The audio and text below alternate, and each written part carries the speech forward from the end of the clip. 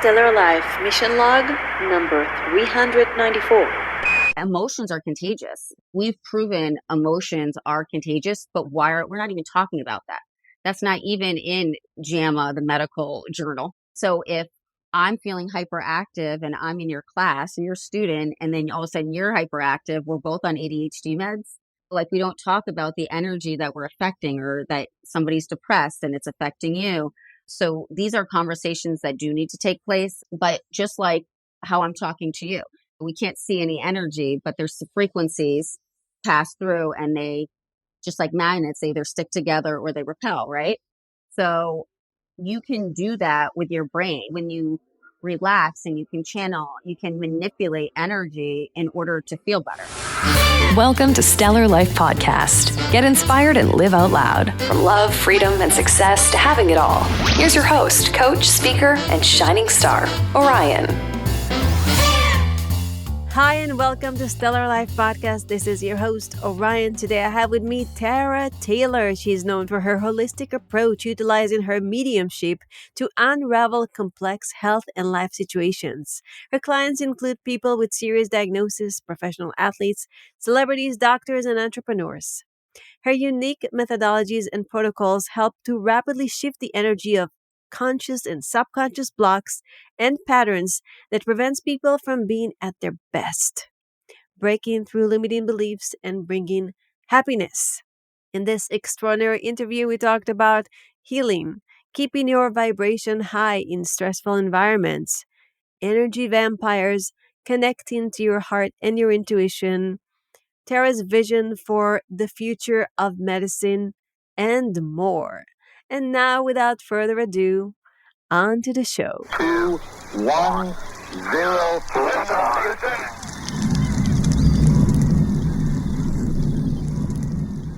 Hi, Tara. Welcome to Stellar Life Podcast. Thank you so much for being here. Thanks for having me. Can you share a little bit about what you do and a little bit about your mission? Yeah, so I'm a healer. I do a lot of things under that umbrella, but basically I'm known for solving problems maybe other people haven't had success with, specifically in medicine. I do a lot in business as well, but I use my mediumship in order to see how to put things together and solve problems. Right. Were you always a healer, or how did it start? I would say that I was maybe intuitive. I was more like, or what you would say, old soul. When you see kids that like are more advanced, I had this knowing. But as far as my spiritual sight, and I know a lot of people have it when they're old, when they're younger, and then they kind of develop it. I didn't really get it until I was already married and had kids. And it came out during a time I was actually struggling with my physical well-being. And so it really came out strong. My background is in sports medicine, so I did have a medical background, but it really came out in the energy side and the visions and how to strategically put different, even with mental health things together and see things differently. So I've had a lot of success in what I've been doing, the way I've been doing it.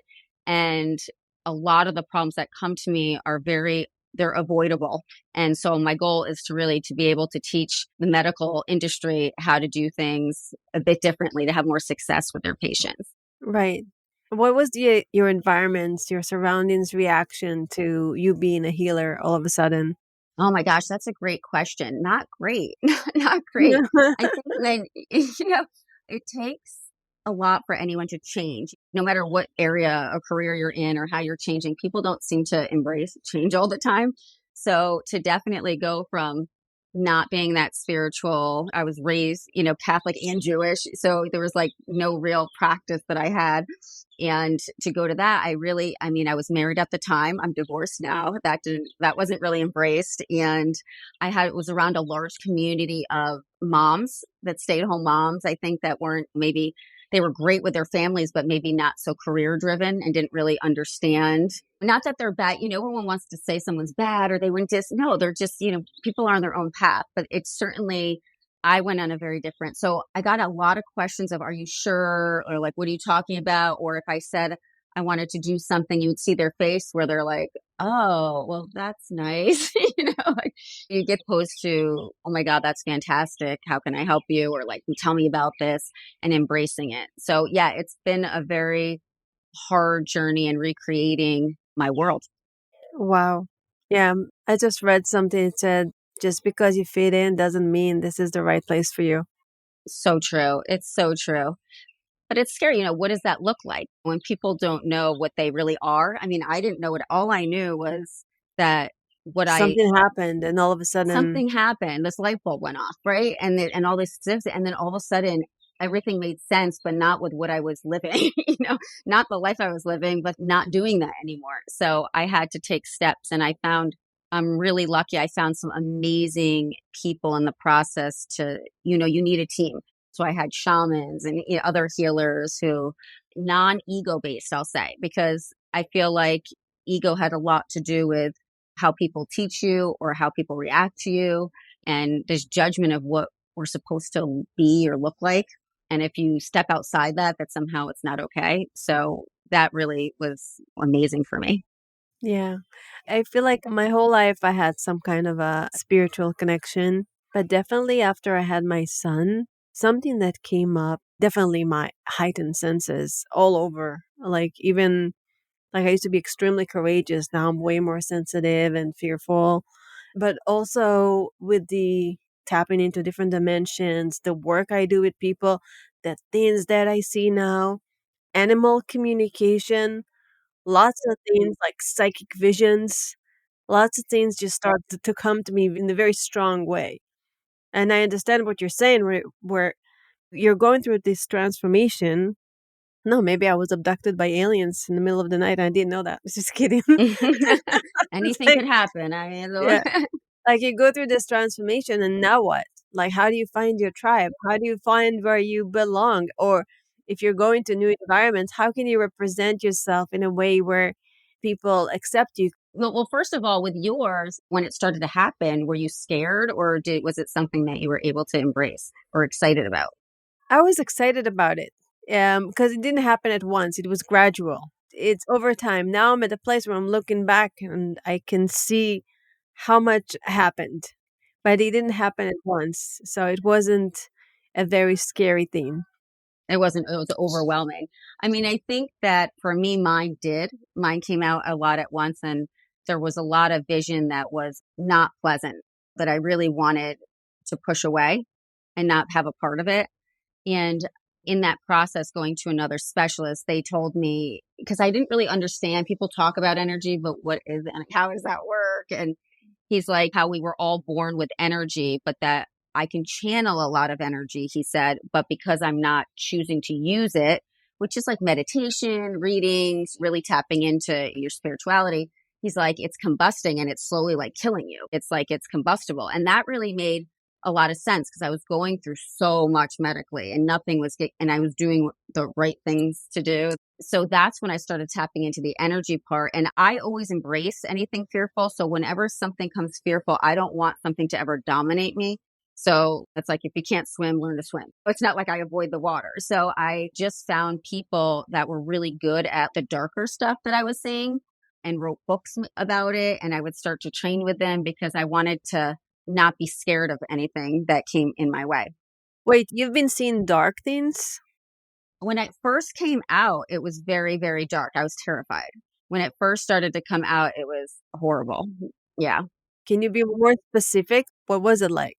Yes. And I'll go specific, but I will say a lot of people do go through this, but then they're diagnosed with some sort of mental illness or like some chronic thing. So it is kind of important that the conversation happen. A lot of just dark, like, first of all, the feeling, like all of a sudden you're in a fine mood and then that people feel anxiety, but like there's an elephant on your chest, but it's scary. Like you literally feel like someone's attacking you. You literally feel like you're not safe. You're not okay. You might like in the background see like something dark go by. You just don't feel alone. It just started like I struggled. Came out so fast that someone very irresponsible that I went to that was a healer to help me opened a door to kind of like unlock and help me. But it's like opening a closet and just pouring everything out at one time at you. And you're like, oh my God, I can't handle all this. So I had struggled even taking a shower by myself. Like I remember telling my husband to come upstairs, like I was terrified.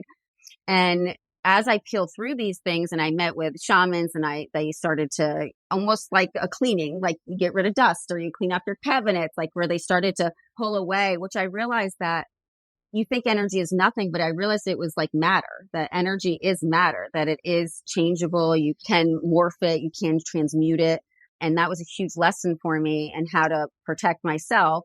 And in that process, I would see stories. So what I was seeing was a lot of the generational stories of my parents and like my dad's family coming over from Russia and the Nazis and my mom and, and her family from Italy and the war and all these things that happened, all of it was coming out at one time, all this stories. So I learned through my studies that I can really be in charge of what I choose to see, that it wasn't like, oh, I have to see it and use it. So I started being very specific in my intentions in my vision, where I was like, I'm going to shut it down. I'm only going to see what's in my highest and best good or my client's highest and best good. I don't need to see anything scary. I need to see things that will help people grow, help people change. So I started being really in charge and taking charge of what energies were coming.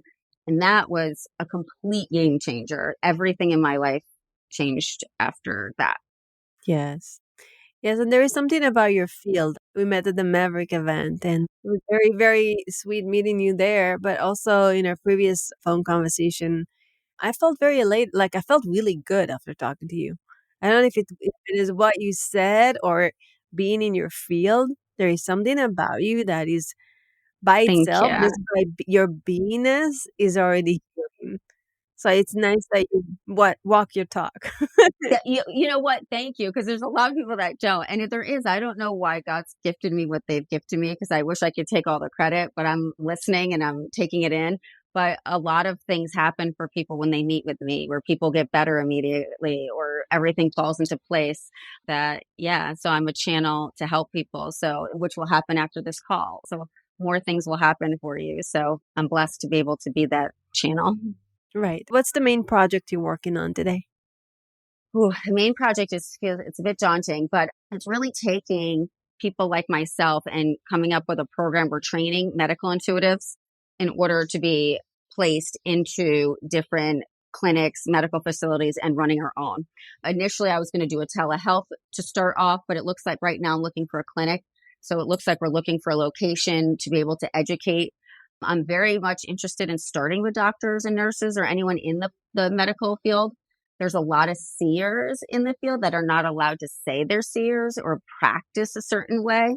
And I think it just is very, very limiting. And I think it's really time that we don't ignore the sixth sense in medicine, that it's at the forefront. Energy is everything. So I don't understand why we're ignoring what science has already proved. There's enough data now. So I'm hopefully going to be able to show a lot of people and how we can apply it into modern day structures. Yes. What do you see as a concern or a limitation with the current medical practices? I feel like it's greed, to be honest. Everything is about and listen, there's a lot of really great physicians out there, and there's a lot of really good protocols, but everybody is their own best guru now. They're popping up so much stuff. People don't have access to affordable, even healthcare or quick healthcare, and you can't go to one place and really get everything. And it feels like that everybody is like fearful that they have to have their own thing or someone's going to take it, that they can't share their wealth of information. There's only a few people I see really doing that. And there's no real equalized, let's say, care. Even if it's something like a hernia, you can get it different in Oklahoma than Michigan or New York City. Why is it different? Why are cancer treatments different? There's no regulatory things being in place. So I would like to be a safe place where people can have the information needed and take it wherever they need, for the physicians to learn how to do these practices in their own space. Yeah, but even the best physicians, they have a limit to how much they can express. If they think out of the norm, they will probably not say it. I thought that we are free people and we can say whatever, and I was very Yeah, naive no. up until COVID hit. And I'm like, Right. oh, wait a second. Censorship is real. Greed is real. This matrix we live in is real. Yeah. What we see on the news and what we see on social media, a lot of it is false. We don't believe in gods, but we have lots of Hollywood stars that we bow to. We worship, right? Yeah, We worship. exactly. Yeah, Like, right. wait a minute. We don't have kings and queens, but we do have royalty. They're just not called royalty. They are called Taylor Swift. You know? You couldn't be more right. Like it's 100% correct. And it's like, it's okay for people to be in the forefront. But my thing is like, if you're going to be in a role that you get to have a voice, why are we not saying what needs to be said? Why is it sort of in the news, sex trafficking? Why is it sort of in the news, these major things that are happening? I don't understand why we're not all collectively part of solving problems for the next generation. We're too busy with TikTok. Well, TikTok's the whole other, like, I don't even know how to use TikTok really or go on it Yeah. because it's like, Yeah, no, I'm not on these things. TikTok. I'm just kidding. Like, No, that's there's what the a lot of careers are. distractions. Yes. That's what the kids want to be as a career now. Instead of go to college, you be a TikTok star. My own youngest daughter said it. She's like, Dunkin' Donuts gave $1 million to this TikTok star. I'm like, so, oh, great. So that's our goal now. I think that there has to be, it's not just me, it's you, it's collectively coming out and starting to change the language, starting to change the conversation and actually having enough. Not enough people are taking leadership roles, healthy leadership roles. It's like you see the athletes you like getting arrested or they're cheating on their wife or whatever. That's because a lot of those stars have been groomed to be in key positions so they can influence a certain way, so they can distract people. They are being controlled, I think. They don't know better. Like there's a lot, it's sad. There's just so much misinformation and I mean, I know of therapists that are saying things they should not be saying to their patients. Like I'm like, it's just mind blowing. Like again, we talk about regulating what you're saying, even for children and giving children too much power where they're scaring their parents, at a young age because their parents are scared they're going to make a phone call. It's just, there has to be something, a collective group that comes together that says we are the best in the world. We've been doing this for a long time and that we would like to show it to all of you. So that way we can start changing what that model looks like. Like, what are the boundaries for touching a kid? Do you know people really don't know what that is? They really don't know where the boundaries are. You'd be surprised. It's kind of scary. Yes, for sure. It's also cultural. So with your work, can you give me some case studies, some how people heal from energy work? My audience, I'm sure, are very, very open because we had tons of different topics here, some psychics and quantum physics and all that. But if somebody is listening and they're not so much into energy healing, they don't know what you're talking about, maybe you can share with them how it works and give some examples. Well, I can definitely do that, but just to show about as far as like medical papers and some studies that have happened. I mean, even when there's been studies about the human, like if there's a soul in the body, they did research where they would put somebody who was passing away, like in hospice, on a scale. And when they passed, they said it was an average of 2 pounds that got lost immediately. That immediately this rush of energy would come and all the people around them would say that they felt like that energy, like something happened or a wind, and that 2 pounds immediately changed as soon as they passed. So, I mean, right there, what is that? There's research by, I mean, even Deepak Chopra's done it, Joe Dispenza. I mean, tremendous amount of money and studies have been put into energy. Emotions are contagious. We've proven emotions are contagious, but we're not even talking about that. That's not even in JAMA, the medical journal. So if I'm feeling hyperactive and I'm in your class and you're a student, and then all of a sudden you're hyperactive, we're both on ADHD meds. Like we don't talk about the energy that we're affecting or that somebody's depressed and it's affecting you. So these are conversations that do need to take place. But just like how I'm talking to you, we can't see any energy, but there's frequencies pass through and they, just like magnets, they either stick together or they repel, right? So you can do that with your brain. When you relax and you can channel, you can manipulate energy in order to feel better. And that is a lot of what I do, where I can literally rewire somebody's brain. It sounds crazy, but I do it every day, where someone might have an addiction issue or a trauma, or they can't even see something they need to see. And you can literally alter it, like you go on your phone and you delete something. Like you go in a file, you delete it, or you edit it, you edit the file. That's teachable. Did you ever heal chronic diseases?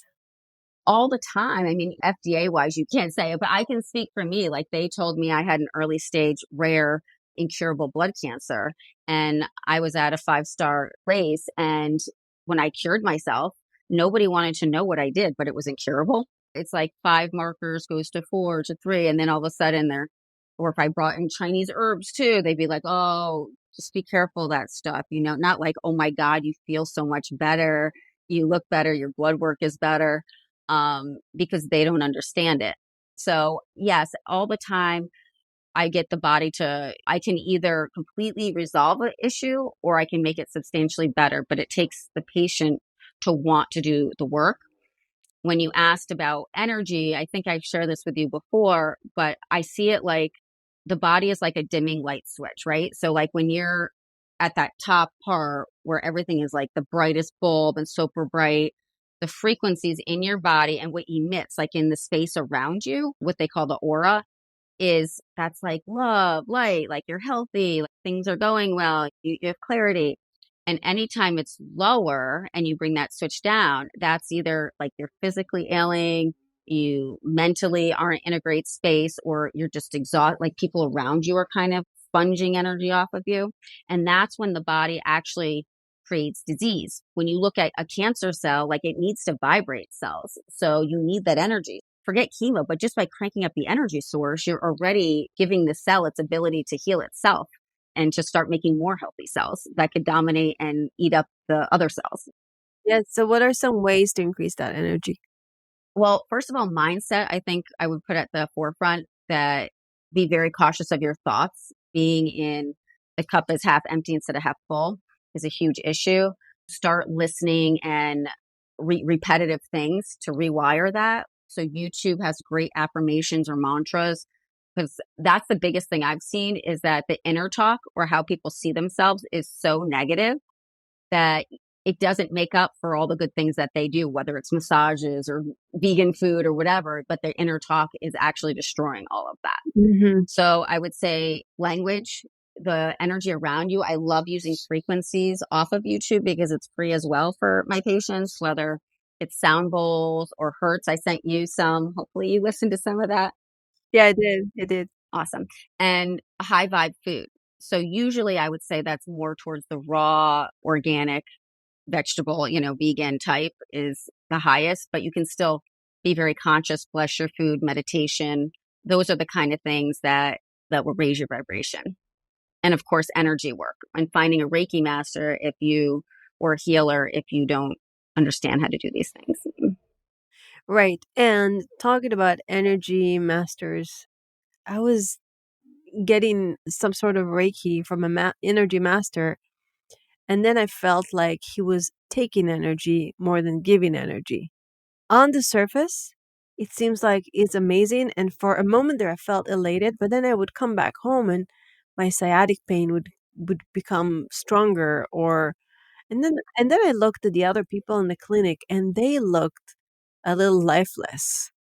I'm like, did they come like this or did they become it's like, what's going You're on like, here? I'm out of Am here. I in the twilight zone? This is weird. Maybe because I have this very high awareness, I can sense that. So I stopped going, of course. But what do you think about that? Well, I feel what you're saying, and I think you're right. I feel that energy of what you felt there, and it didn't feel good. I mean, listen, sometimes when you are doing Reiki and things, there's a period of time afterwards that you've unlocked, like your body has to clear the sadness. It's like you have to cry or you get upset, and then your body This kind of was cleanses different. it. No. This was different. I feel what you're saying with it, but there's a lot of practitioners that aren't doing the work is the biggest thing, where that they're not clearing themselves or what they call vampire energy, where they're kind of attaching to yours and it doesn't feel like a safe space. Trust your instincts on that. And Absolutely. and don't do it. I'm very specific who I allow to touch me. And I pray a lot and set the stage before I even get there. So I'll know if something's off. I'll even call them and go, hey, I know you don't need it, but I see this and this around you. Can you clear before I get there? Or I can come a different day. I'll go as far as to tell them that. Yeah. So yeah, there's a lot of energy is dangerous. there's a lot of stories. Like there was one, it's kind of scary, but there was this house on the shoreline in Connecticut that it was there for, I don't know, I want to say 60, 70 years, but 4 people had jumped out of the same window and committed suicide. Do you think that's like someone just thinks that idea, or is there an imprint of energy? There's a story and there's an energy, and then you take it on. It's contagious. So think about how strong that is. Now, I had a 7-year-old that, which I told you a little bit about. I had a call. Her mom was actually a therapist, which was great, very open-minded as well. But her daughter wasn't even in school and was in the emergency room on anti-seizure medication. And it turns out she really was very, very empathic, and she was taking on all this electricity from the peers in the classroom. And her specific issue wasn't a medical issue, it was a spiritual issue. So it took me one session really to clear her. I stood with her for a bit, but she was back at school that week. She was off her medications. We got her off. And I gave her mom tools in order to protect her energy because she's so susceptible. But do they do that in medicine? So what would they have done if I didn't come in and do that? What would they have done? And she's on anti-seizure. What does her life look like starting at 7? Play that out. A good 5, 10 years, 20 years. Like, does she have a good quality of life? No, you totally changed the trajectory of her life. So I think it's an important conversation. I think it's important for every person to be able to have the opportunity to know and choose for themselves and not say this is what it is, but maybe, just like you, your intuition is telling you where to go, what to do. Yeah. Uh, Yes. Did you go to a good... There is more to the story that I'm going to share here, but I can tell you in private. It was pretty crazy. Uh, wow. So I'm very empathic. You just said that emotions are contagious, energy is contagious. What can I do when I'm in an constantly in an environment that has a lot of stress? Right now, I'm in Israel. There is a war going on. People are really scared and people are not at ease. I mean, Israel is a wonderful place. There is on one hand, a beautiful community, amazing food, and the veil is very thin. So spiritually, I feel like this is a very high vibration place with all its Yeah, intensity. historically, everything about it is Very, very high vibe. very, Yes, very high Mhm. vibration. Yes, yeah. And I'm constantly in a very, there is an undercurrent of intensity and stress. And I don't know, maybe I'm a little fearful because of the war, and I hope nothing will, it's like people in the north have been suffering for a year now. Yeah, it's intense. What can I, since I chose to be here, right now, it's a conscious choice. It's not a logical choice, it's a heart choice. And regardless of all this, I feel like the energy here is right for me. I don't know if I came here to do something, to bring more light, or the place is going to bring more light to me, and I'm going to go through something that is good for me here. But currently, the environment is stressful.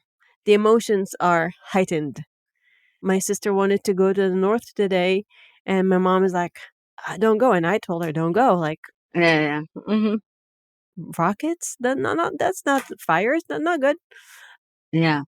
I So feel that. Yeah. Hmm. what do you do with that? Like, how can I keep my center in such a intense environment for the good and for the bad?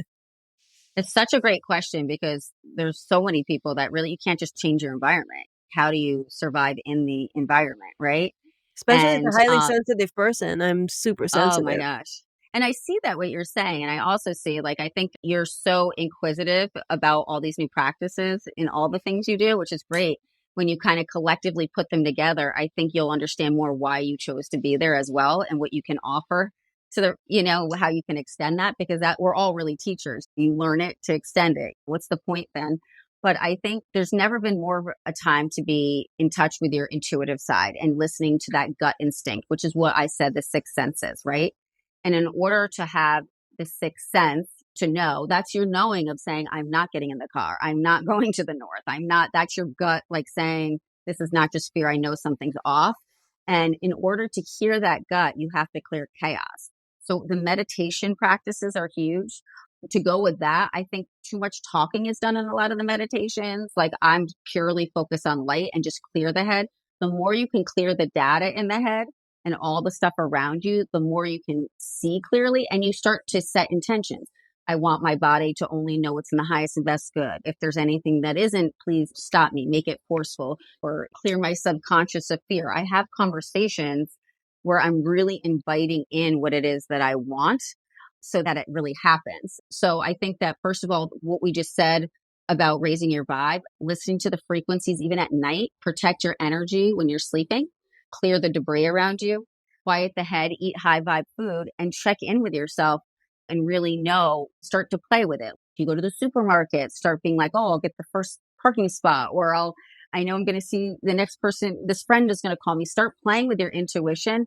So that way, when it tells you something really loud and clear, you actually listen to it, because you have to trust. And if you really have faith in your spiritual practices or religion, then you also have to trust that you're also taken care of. And it's scary at first. I've done it, and I've done it not only with my medical practices for myself, but what I've done with clients when scary situations come up, or where I've been around situations where there's been shootings and things like you're set. Like, I understand what it's like to really know things happen very fast. But what I've also realized is that I immediately knew what to do, which really surprised me because no one taught me that. Innately, my body went into a position, and I truly believe it's because I've been so tapped in, because I'm doing the work, because I'm asking, because I felt safe when those things started to happen. So I knew I was in safe and just to go where I needed to be. So I think that is really going to be key when you're in a place with so much sadness, so much scariness, and how you can stay stable and focused. Yes, step by step, I'm getting much better. I have to remind myself everything that I'm teaching. It's so easy to teach spirituality when everything's easy.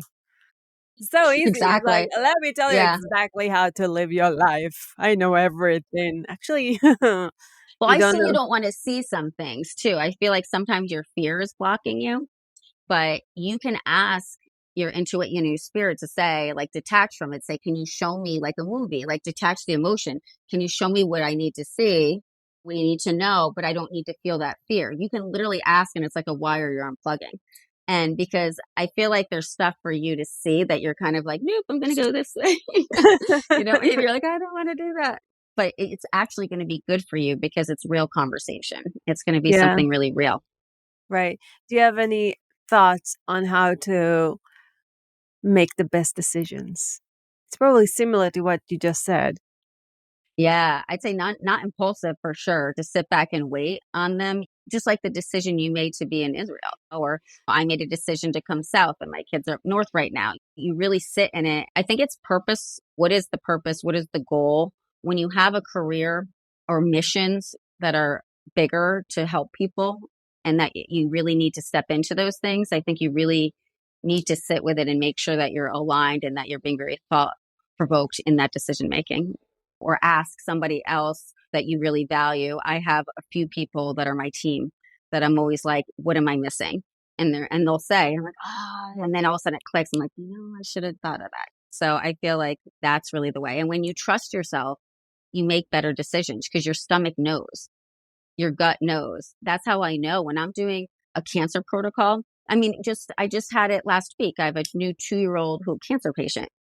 And well, they said was cancer free, but immediately before even I could see what was happening with his spine, as soon as I brought him over, I could feel stuff going on in his spine, and my gut just knows because I've trained myself to be persistent when I'm right, and to trust it before I'd be like, oh, I'd be afraid to tell them, or I don't want to scare anybody. But now I'm like, well, why wouldn't you want to know that? You want to be at your best. So now some amazing things are happening because I stepped through the fear, which is what you're doing, was where you are. And I see a lot more to come for you. So. Dun, dun, dun. I know. Dun, No fear, no fear. Separate. That's amazing.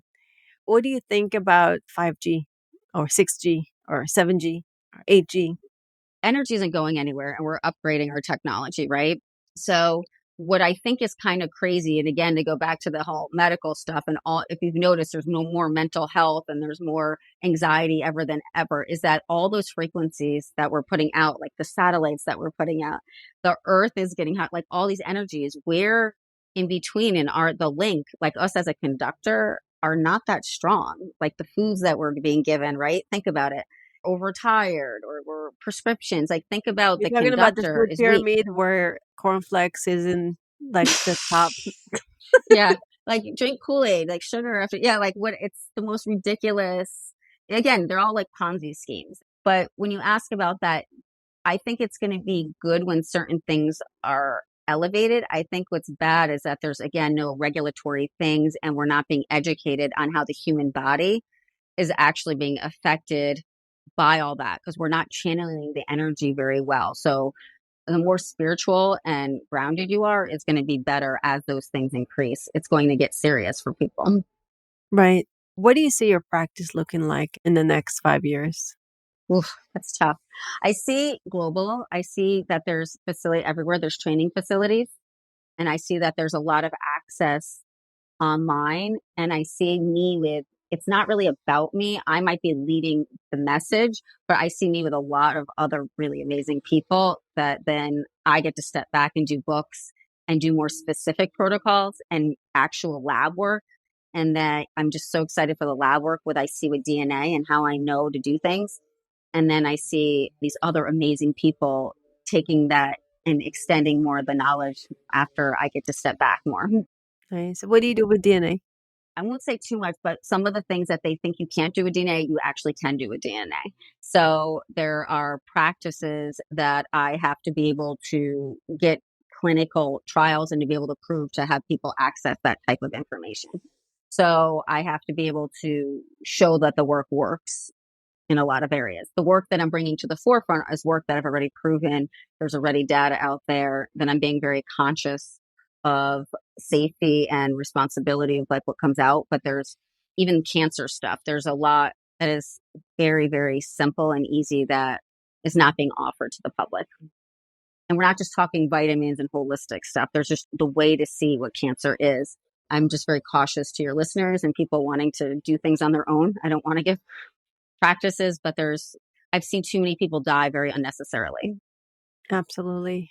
If you had a dream person you wanted to joint venture with or work with, who would it be? You know what? It's so funny. It's a tough one, but there is one person that because I have this vision of these child videos, these videos that you could put in schools and that where we could really, because I feel like they're expecting too much from the teachers all the time, that there's a lot of really good information to start with kids at a very young age and start teaching a lot of the things that they're not being taught in these videos. And I see two people and you would think they wouldn't go together, but believe it or not, Chris Hemsworth, the Thor, the superhero, and because there's something about what he's actually done that actually be amazing in the videos. And then, which I've told Yannick, Louis Schwartzberg, I've talked to them before, but what he's created, I see it going together. I just see this whole alchemy of it turning out to be something really, really amazing for children. That's beautiful. Wow. What are your 3 top tips to living a stellar life? Be honest. So not to be two people when I say that, because people are like one way with certain people and another way with other people, and just be the same person. People will accept you or not accept you. And to always have that quiet time where you can really be in gratitude and intention provoking. Yeah. No, we're definitely different with different people. Sometimes we don't even know because you can. I heard an advice from a voice teacher to record when you're talking to your parents and you record when you're talking to somebody else. And we do it subconsciously where one will talk with their parents and all of a sudden their voice is going to become a little more childish and more like, hey. And then they'll talk to Yeah. somebody else and they're completely different personality. How do you think we can gap the two? How can we be the same with everyone? Do we need really to be the same with everyone? Well, I mean, I think it's about having confidence. I mean, I think you're going to be a little bit different, maybe with a child or whether, but always be your true self. There's a lot of people not, and I say women in particular. There's a lot of guys. I know men do it too, but I've heard the stories I hear where they're one person with different people or this, or they're just with a lot like just, or someone who wants to come out with a new career and they think that they're following this model from somebody else. Just be your true self and trust your own gut. I just think that you can't be so different and expect that it's going to work out for you. Yes. And where can people find you and learn more from you? They can find Instagram is probably the easiest, Tara Taylor Health, and just to message me through there, or my website, the same, TaraTaylorHealth.com. And I'm very specific of the cases that I take on, but I can always also refer out. And I really appreciate you even having me on, where I can share some of this information. No, I love you. You're an amazing human Thank you. being. Thank you so much for being Back here. at you. Thanks for having me. I look forward to your Yes. intuitive growth, and maybe you could share more with us as you grow. Yes, yes. And I appreciate you. Thank you for being here. And thank you, listeners. Remember to be honest and genuine and have a stellar life. This is Orion. Till next time. Thank you for joining me on my mission to light people up and change lives around the world. I hope today's conversation inspires you to step up, go after the life of your dreams, and be who you want to be. If you enjoyed this episode, make sure to go to stellarlifepodcast.com for show notes, transcripts, and other cool stuff. And please subscribe, review, and help spread the word by sharing us on Facebook and Twitter. Have a lovely day, and I'll catch you on the next episode.